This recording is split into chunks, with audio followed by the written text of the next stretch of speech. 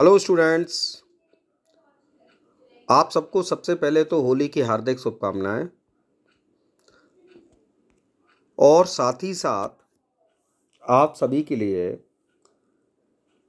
मेरी तरफ से एक और छोटा सा संदेश कि साहब होली भी मनाएं और अपनी तैयारी भी जितनी ज़ोर शोर से आप लोग कर रहे हैं थोड़ा सा उसकी स्पीड अप और बढ़ा दें, क्योंकि जैसे जैसे एक एक दिन निकल रहा है आपकी परीक्षा नज़दीक आती चली जा रही है। तो होली भी एंजॉय करें और साथ ही साथ अपनी परीक्षा की तैयारी जो है उसको और जितना मैक्सिमम स्पीड से हो सके उसको बढ़ाने का प्रयत्न करें। तो साहब, आज मैं आपको हिस्ट्री ऑफ इंग्लिश लिटरेचर में मैंने जैसा कि एलिजाबेथन एज से कनेक्टेड जो मोस्ट इम्पॉर्टेंट क्वेश्चंस थे आपके हिस्ट्री ऑफ इंग्लिश लिटरेचर से, उसके मैंने 2 वीडियो के माध्यम से आपको दे दिए। आज मैं आपको 17th सेंचुरी स्टार्ट कर रहा हूँ। अगर मैं बात करूँ एलिजाबेथन एज तो हमारी 16th सेंचुरी और एलिजाबेथन एज के बाद 17th सेंचुरी। तो साहब 17th सेंचुरी स्टार्ट कर रहा हूँ और 17th सेंचुरी को अगर हम अंग्रेजी साहित्य के हिसाब से देखें और एज में डिवाइड करें तो 17th सेंचुरी का आरंभ जो है वह कैरोलाइन एज के नाम से जाना जाता है। हालांकि मैंने हिस्ट्री ऑफ इंग्लिश लिटरेचर से संबंधित जो एज से संबंधित वीडियोस हैं वो मैं आपको लगातार मैंने वीडियोस दिए हैं, और यदि आपने मेरे वीडियोस नहीं देखे हैं तो आप मेरे चैनल के जो प्लेलिस्ट होती है उसमें जाकर आप आसानी के साथ मेरे वीडियोस देख सकते हैं, जिसमें मैंने आपको ओल्ड इंग्लिश से लेकर और विक्टोरियन एज तक के सभी वीडियोस दे दिए हैं। और मॉडर्न एज के वीडियो जो हैं वो मैं बहुत जल्दी आपके लिए लेकर आऊँगा। और हिस्ट्री ऑफ इंग्लिश लिटरेचर में मैं आपको बहुत मोस्ट इम्पॉर्टेंट क्वेश्चन की सीरीज़ दे रहा हूँ। तो आज उसी को ध्यान में रखते हुए मैं आपके लिए ये होली स्पेशल लेकर आया हूँ, जो कि आपकी 2 चीज़ों की पूर्ति करेगा। एक तो कैरोलाइन एज जो है वह 2 चीज़ों के लिए फेमस है। 17th सेंचुरी का आरंभ और 2 चीज़ों के लिए फेमस। पहला है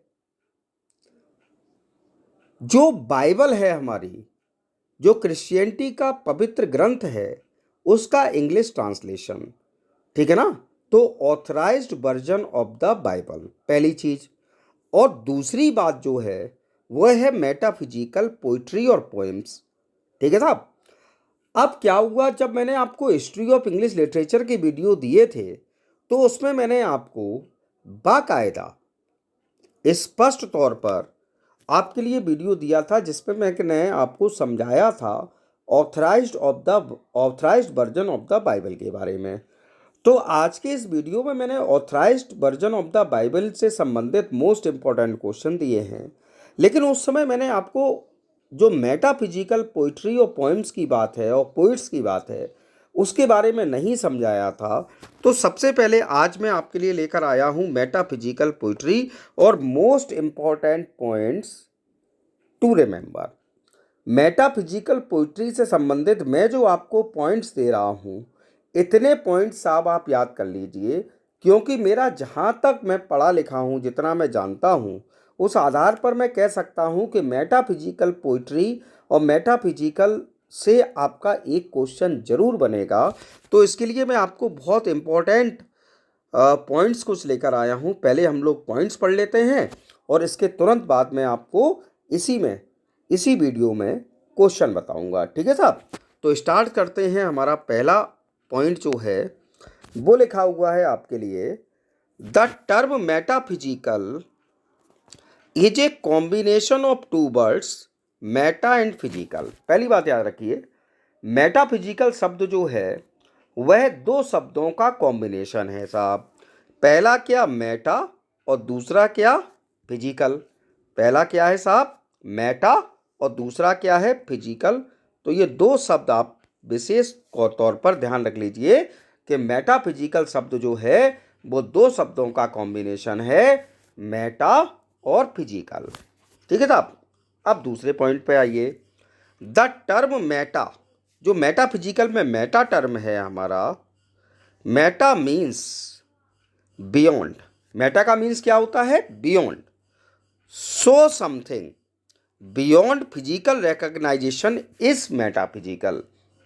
यानी कि मेटा शब्द का शाब्दिक अर्थ होता है आपका बियॉन्ड फिजिकल। इसलिए हम इसको कह सकते हैं something beyond physical recognisation is metaphysical. यानी कि जिसमें शारीरिक तौर पर उपस्थिति की आवश्यकता ना हो वही हमारा क्या है? मेटाफिजिकल है साहब। ठीक, तो टर्म ध्यान रख लीजिए। The term meta means beyond, so something beyond physical recognization is metaphysical. Now the next term is, third term है आपका the term metaphysical poets is coined by doctor Samuel Johnson. तीसरा पॉइंट आप लोग ध्यान रखिए, जो टर्म है अंग्रेजी में मेटाफिजिकल पोएट्स, कौन सा टर्म साहब? Metaphysical poets. ये टर्म जो है वह अंग्रेजी साहित्य के एक बहुत बड़े आलोचक, बहुत बड़े ज्ञानी डॉक्टर सैमुअल जॉनसन के द्वारा दिया गया है। किसके द्वारा दिया गया? Doctor Samuel Johnson. Is it clear? The term metaphysical poets is coined by doctor Samuel Johnson. ये मैं जो टर्म बोल रहा हूँ इनको ध्यान से सुन लीजिएगा साहब, क्योंकि अभी जो मैं क्वेश्चन दूंगा वो इन्हीं में से हैं, कहीं से भी एक्स्ट्रा कोई क्वेश्चन नहीं होगा। ठीक है साहब। Now the next question is, now the next point is point number 4. Dr. Samuel Johnson refers to the beginning of the 17th century in, जैसे कि मैंने कहा कि ये 17वीं शताब्दी का आरंभ है, तो सैमुअल जॉनसन साहब ने 17वीं शताब्दी के आरंभ को क्या कहा साहब? कहा विच देयर, क्या कहा? which there appeared a writer, which there appeared a race of writers that may be termed the metaphysical poets। कहने का तात्पर्य कि 17वीं शताब्दी के बिगनिंग जो है उसको आप क्या कह सकते हैं?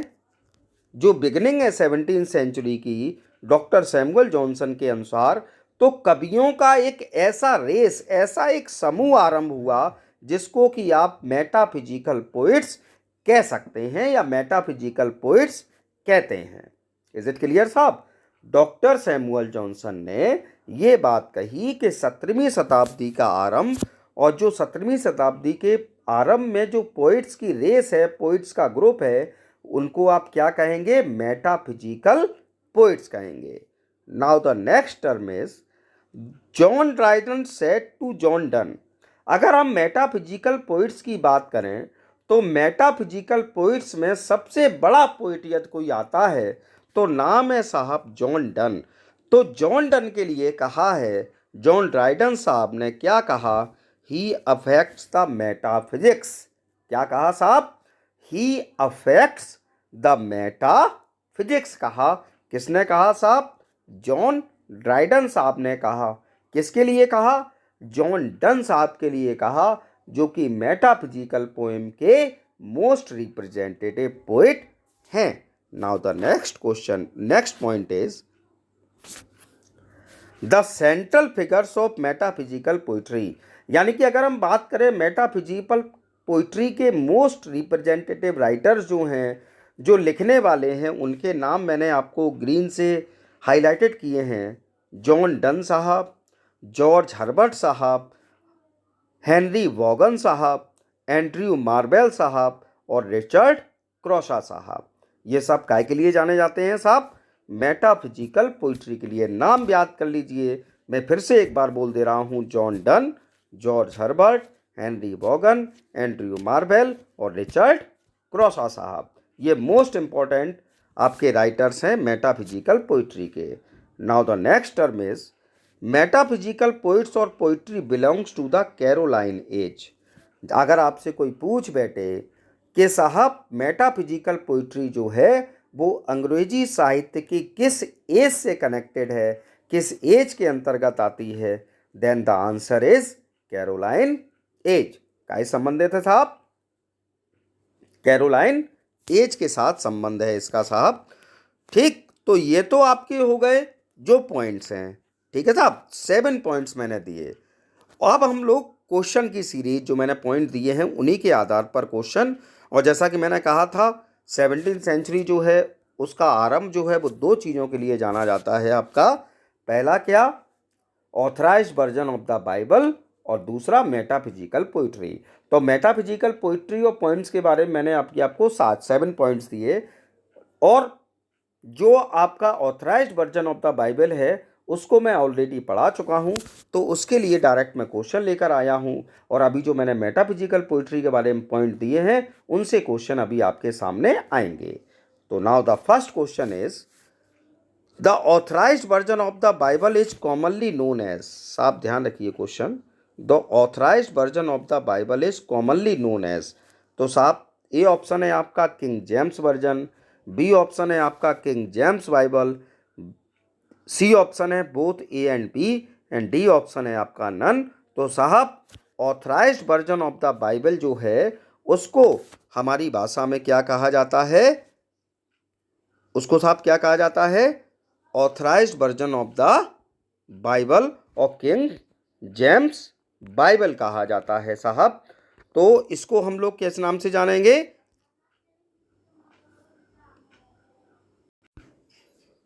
तो साहब क्या कहा जाता है? किंग जेम्स वर्जन और किंग जेम्स बाइबल। तो साहब आपका ऑप्शन जो है वह C, both A and B right answer है। Now the next question is in which year King James began Bible. यानी कि बाइबल का ट्रांसलेशन जो है वह किंग जेम्स साहब ने, जो इंग्लैंड के उस समय राजा थे, जो कि क्वीन एलिजाबेथ की मृत्यु के बाद 1603 में जब मृत्यु हुई उसके बाद किंग जेम्स जो हैं वो किंग बने थे। तो प्रश्न आपसे ये पूछा जा रहा है कि in which year King James began Bible, यानी कि began translation of the Bible. ये क्वेश्चन है आपका कि ट्रांसलेशन जो है वो किस ईयर में स्टार्ट किया किंग जेम्स ने। तो देखिए साहब ऑप्शन है आपका ए 1601, बी 1602, सी 1603 और डी 1604। तो अभी अभी मैंने आपको बताया कि 1603 में कौन रानी थी साहब? क्वीन एलिजाबेथ, उस समय तक 1603 तक, और 1604 जो है वह किंग जेम्स का राज्य है, राज्य का शासनकाल है। तो इसका राइट आंसर है आपका डी, यानी कि 1604। Now the next question is in which year the translation of the Bible completed. शुरू कब हुआ साहब? 1604 में, जैसा कि मैंने आपको बताया। और पूछा ये जा रहा है अगला क्वेश्चन आपका, question number 3, in which year the translation of the Bible completed, कि किस वर्ष में बाइबल का ट्रांसलेशन कंप्लीट हुआ। तो A option 1610, B option 1611, C option 1612 और डी ऑप्शन 1613। तो साहब राइट आंसर है आपका 1611, यानी कि 1611 में, 1604 में स्टार्ट हुआ आपका ट्रांसलेशन और 1611 में कंप्लीट हुआ साहब translation of the Bible. Now the next question is question number 4, who first printed the Bible. सबसे पहले बाइबल को प्रिंट किसने किया? बहुत महत्वपूर्ण क्वेश्चन साहब मैं लेकर आया हूं। एक भी क्वेश्चन हवा का नहीं है, हवाई नहीं है। ये सब वे क्वेश्चन हैं जो कि किसी ना किसी परीक्षा में आ चुके हैं और आगामी परीक्षा में भी आने के पूर्ण रूप से इनके चांस हैं। Who first printed the Bible, सबसे पहले बाइबल का प्रिंट जब अंग्रेजी में ट्रांसलेट हुई तो किसने किया साहब? A option King James, B option Alexander Pope, C option Thomas Thorpe, D option Robert Barker. तो साहब मैंने पूरा वीडियो दिया है आपका कैरोलाइन एज, और कैरोलाइन एज में मैंने authorized version of the Bible को पूरा समझाया था, बिट डिटेल समझाया था। तो उसमें मैंने आपको बताया था किंग्स प्रिंटर जिनका नाम था रॉबर्ट बार्कर। तो रॉबर्ट बार्कर साहब ने पहली बार प्रिंट किया ट्रांसलेशन ऑफ द बाइबल को। Now the next question is the first translation of the Bible was called, जो अंग्रेजी में बाइबल, जो हमारी किंग जेम्स बाइबल है, उससे पहले अंग्रेजी भाषा में बाइबल के दो और ट्रांसलेशन आ चुके थे। तो आपका प्रश्न ये पूछा जा रहा है, the first translation of the Bible was called, पहला ट्रांसलेशन जो है बाइबल का उसको क्या कहा गया? सात क्वीन एलिजाबेथ बाइबल कहा गया क्या इसको? बी, द ग्रेट बाइबल कहा गया? सी, द चर्च बाइबल कहा गया? या डी, नन? तो साहब, जो आपका पहला ट्रांसलेशन था बाइबल का अंग्रेजी भाषा में, उसको कहा गया द ग्रेट बाइबल, यानी कि ऑप्शन बी आपका राइट आंसर है। Now the next question is question number 6। The second translation of the Bible was called, मैंने जैसा कहा कि किंग जेम्स वर्जन तीसरा टाइम आपका पार्ट है, बाइबल का तीसरा ट्रांसलेशन है। तो दूसरा क्वेश्चन आपका ये पूछा गया, the second translation of the Bible was called, Bible का सेकेंड ट्रांसलेशन जो है उसको क्या कहा गया? तो फिर से वही option, queen Elizabeth Bible, king James Bible, see the great Bible, और डी द बिशप्स बाइबल। तो साहब इसका ऑप्शन जो है वह पूर्ण रूप से सही है, डी, यानी कि the Bishops Bible. Now the next question is question number 7। Seventh question आपका पूछा जा रहा है आपसे, the third translation of the Bible was called. साहब बहुत कठिन क्वेश्चन है, मैं नहीं बता पाऊंगा इसका आंसर, और मुझे पूर्ण विश्वास है कि आप लोग इस प्रश्न का जवाब जरूर देंगे। तो इस क्वेश्चन के जवाब की प्रतीक्षा मैं करूंगा आपके कमेंट के माध्यम से। Now the next question is, in 1604 King James appointed a committee of dash scholar to translate the Bible. साहब बाइबल का ट्रांसलेशन कराने के लिए किंग जेम्स साहब ने कुछ स्कॉलर्स की कमेटी को गठित किया था 1604 में, जिन्होंने कि इस बाइबल को ट्रांसलेट किया था अंग्रेजी भाषा में, authorised version of the Bible को। तो आपसे संख्या पूछी जा रही है कि कितने स्कॉलर्स थे, A43, B45, C47 और D49। तो साहब आपका राइट आंसर है ABCD, यानी कि C, 47 स्कॉलर्स की जो एक कमेटी उन्होंने अपॉइंट की थी, जिसमें कि सभी इंग्लैंड के जो चर्च है उनके संबंधित पादरी, कैरेक्टर और जो एक्लेस्टिकल कैरेक्टर थे, विद्वान थे, उन्हीं को शामिल किया गया था। तो उनकी संख्या थी 47। Now the next question is, अब हम लोग स्टार्ट होते हैं, अभी मैंने आपको जो मेटाफिजिकल के पॉइंट समझाए थे उनको लेकर। तो साहब पहला question, in the term metaphysical what is the meaning of Meta? Metaphysical जो टर्म अभी मैंने आपको पढ़ाया उसमें मेटा शब्द का अर्थ क्या है? A material, B beyond, C unknown और डी नन। तो देखिए ये आराम होता है, जब आपने डिटेल पढ़ी हो तो प्रश्न का उत्तर बताना कितना आसान हो जाता है, वो आपके सामने है। मेटा का अर्थ अभी मैंने बताया था, तो मेटा का अर्थ क्या होता है आपका? बियॉन्ड होता है साहब। क्या होता है? मेटा मीन्स बियॉन्ड होता है। Now the next question is question number 10। Who coined the term metaphysical? साहब किसने मेटाफिजिकल टर्म जो है उसको कॉइंड किया, या आप कह सकते हैं पहली बार मेटाफिजिकल शब्द का प्रयोग किसने किया? तो आपके ऑप्शन है जॉन डन, शेक्सपियर, ड्राइडन और सैमुअल जॉनसन। और मुझे पूर्ण आशा है मेरे प्रश्न को के उत्तर देने से पहले आप अगर मेरे वीडियो लगातार देख रहे हैं आज का, तो आपको आंसर पता है, डॉक्टर सैमुअल जॉनसन साहब ने मेटाफिजिकल टर्म को कॉइंड किया था। Now the next question is question number 11। Who said about whom? किसने किसके बारे में कहा? क्या कहा साहब? He affects the metaphysics, he affects the metaphysics. तो साहब किसने कहा? Arnold about Johnson, Matthew Arnold ने डॉक्टर जॉनसन के बारे में कहा। Matthew Arnold about John Donne, Matthew Arnold ने जॉन डन के बारे में कहा। सी है आपका Dryden about Johnson, John Dryden ने जॉनसन के बारे में कहा। और डी है आपका ड्राइडन अबाउट जॉन डन, कि जॉन ड्राइडन साहब ने जॉन डन के बारे में कहा। इसका आंसर भी आपको पता है, डी आंसर आपका सही है।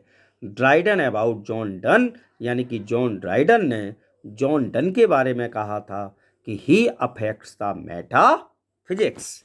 Now the next question is question number 12। क्या है साहब, सुनिएगा।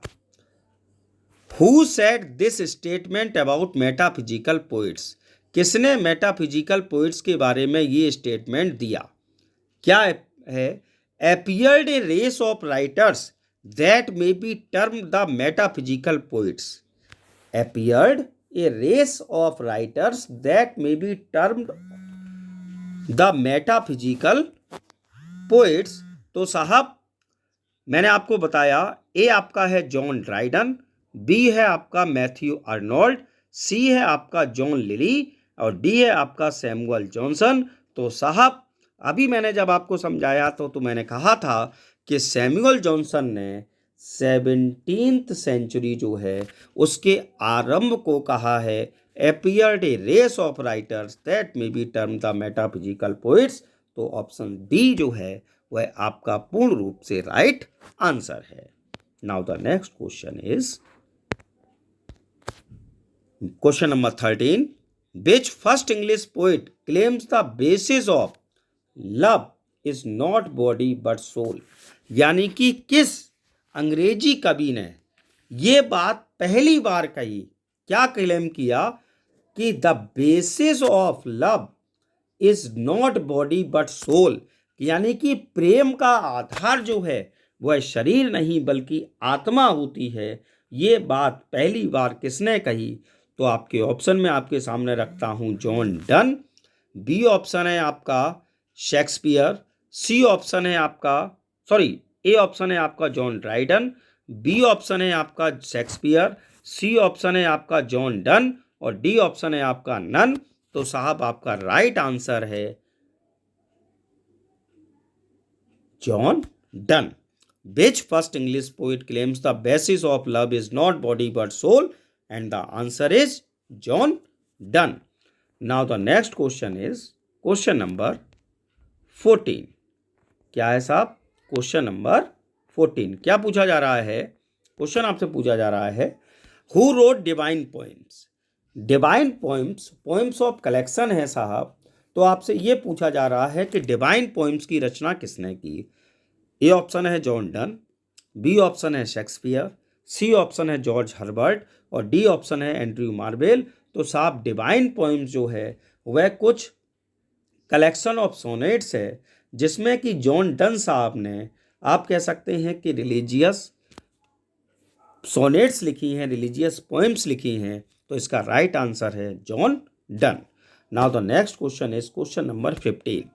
विच poets believed in analysis of emotion, यानी कि कौन से कवि जो हैं वो एनालिसिस ऑफ इमोशंस पर भरोसा करते हैं? तो साहब option Elizabethan poets, B romantic poets, C metaphysical poets और डी मॉडर्न पोइट्स। तो साहब राइट आंसर है आपका सी मेटाफिजिकल पोइट्स जो हैं वो एनालिसिस ऑफ इमोशंस पर बिलीव करते हैं। ठीक है साहब। Now the next question is Whose poetry is harsh and rugged? किसकी कविता कही गई है? क्या हार्श और रग्ड? तो साहब ऑप्शन आपके सामने मैं रखता हूं ए शेक्सपियर, बी मिल्टन, सी स्पेंसर और डी जो हैं वो जॉन डन साहब। तो साहब जॉन डन की कविताएं जो हैं उनको कहा गया है हार्श एंड रग्ड। तो आपका ऑप्शन डी जो है वो राइट आंसर है। Now the question number 17 is Which group of English poets use the unconventional style in poetry? यानी कि अंग्रेजी साहित्य में कौन सा पोइट्स का ग्रुप ऐसा है जिसने कि अनकन्वेंशनल स्टाइल ऑफ पोइट्री का प्रारंभ किया? तो साहब A metaphysical, B romantic, C Victorian, D Elizabethan. तो साहब इसका राइट आंसर है आपका ए मेटा फिजिकल पोइट्स जो हैं उन्होंने unconventional style of in poetry जो है इसका आरंभ किया। Now the next question is question number 18। क्या क्वेश्चन है साहब, देखिए। Who is not a metaphysical poet. यहाँ आपके 4 पोइट्स लिखे हैं और आपको ये बताना है कि इनमें से ऐसा कौन सा पोइट है जो कि मेटाफिजिकल पोइट नहीं है। अभी मैंने आपको सब बताए थे कि मेटाफिजिकल पोइट्स कौन कौन से हैं, तो आपके ऑप्शन में रखता हूँ A Alexander Pope, B John Donne, C George Herbert और डी वॉगन साहब। तो साहब इसमें मैंने बताया था जॉन डन आपके मोस्ट रिप्रेजेंटेटिव पोइट हैं, जॉर्ज हर्बर्ट भी मैंने नाम लिया था, वॉगन साहब का भी नाम मैंने लिया था, लेकिन एक राइटर ऐसा है जिसका मैंने नाम नहीं लिया था और वो हैं साहब क्या आपके अलेक्जेंडर पोप। तो आपका राइट आंसर है A Alexander Pope. Now the next question is question number 19। In which age of English literature metaphysical poets belong to. जब मैं बात करता हूं मेटाफिजिकल पोइट्स की तो आपसे प्रश्न देखो वही पूछ लिया गया कि मेटाफिजिकल पोइट जो हैं वह अंग्रेजी साहित्य की किस एज से कनेक्टेड हैं।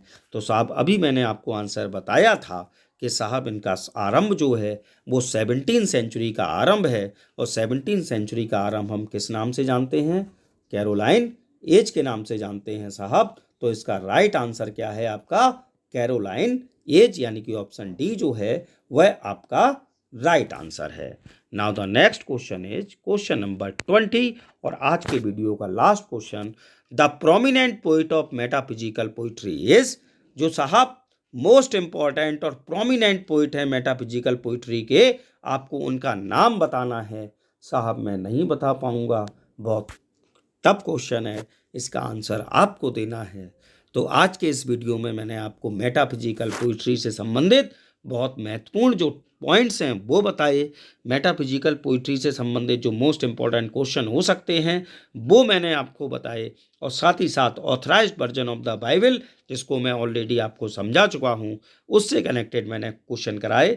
तो आप कह सकते हैं कि 17वीं सेंचुरी का आरंभ और कैरोलाइन एज से संबंधित आज मैंने हिस्ट्री ऑफ इंग्लिश लिटरेचर में क्वेश्चन दिए हैं, और जो महत्वपूर्ण क्वेश्चन होंगे इसी एज से और आगे वाली एज से इसके और 17वीं सेंचुरी से कनेक्टेड वो मैं अगले वीडियो में लेकर आऊँगा। एक बार पुनः आपको होली की हार्दिक शुभकामनाएं, और साथ ही साथ बस इतना कहना है कि तैयारी ऐसे ही करते रहिए। अगर आपको मेरा वीडियो पसंद आया हो तो प्लीज़ लाइक कमेंट और शेयर ज़रूर करिए, और अधिक से अधिक लोगों तक मेरा चैनल पहुंचाइए शेयर करने के माध्यम से। और अगर आपको कोई भी प्रॉब्लम हो तो आप